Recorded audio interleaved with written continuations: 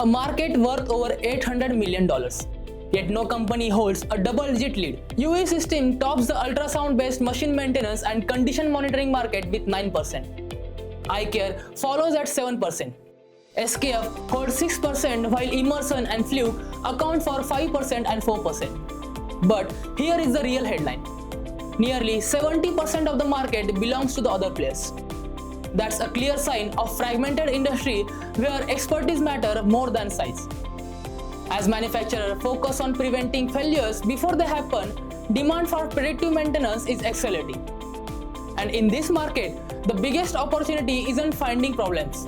It's detecting them before anyone else can. Market move fast. Your decisions need to move faster. The 360 Research platforms brings analyst-authored research and AI-powered discovery together in one place.